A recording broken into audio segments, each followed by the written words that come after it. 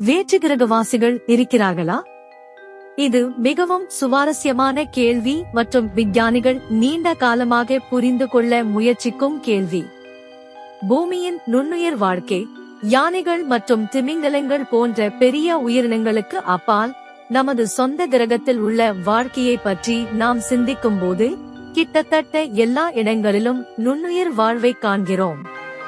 பெருங்கடல்களின் ஆழம் முதல் வெந்நீர் ஊற்றுகள் மற்றும் உறைந்த பனிப்பாறைகள் போன்ற தீவிர சூழல்கள் வரை பல்வேறு நிலைகளில் செழித்து வளரும் சிறிய உயிரினங்கள் இருப்பதை நாம் காண்கிறோம். பூமிக்கு அப்பால் ஆய்வு.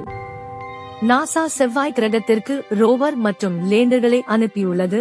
சிவப்பு கிரகத்தில் இருந்து படங்களையும் தரவுகளையும் கைப்பற்றியது. இருப்பினும் செவ்வாய் கிரகத்தின் ஒரு சிறிய பகுதியை மட்டுமே ஆய்வு செய்துள்ளது.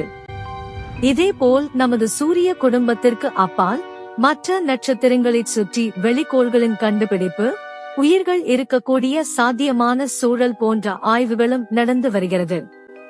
மறைந்த கார்ல் சாகனின் மேற்கோள் காட்ட, பிரபஞ்சம் ஒரு பெரிய இடம். இது நாங்கள் மட்டும் என்றால் அது ஒரு மோசமான இடத்தை வீணடிப்பது போல் தெரிகிறது என்று கார்ல் சாகனே கூறியுள்ளார். எனவே வேற்று கிரகவாசிகள் இருக்கிறார்களா இல்லையா என்பதை நாம் உறுதியாக கூற முடியாது என்றாலும் பூமிக்கு அப்பால் வாழ்வதற்கான அறிகுறிகளை ஆராய்வதற்கும் தேடுவதற்கும் நாசா தனது தேடலை தொடர்ந்து மேற்கொண்டு வருகிறது. தற்போதைய நிலவரப்படி வேற்று கிரக உயிர்கள் உறுதியாக கண்டறியப்படவில்லை. இருப்பினும் அது இல்லை என்று அர்த்தமில்லை. சுருக்கமாக, வேற்று கிரக வாழ்க்கைக்கான தேடல் தொடரும்.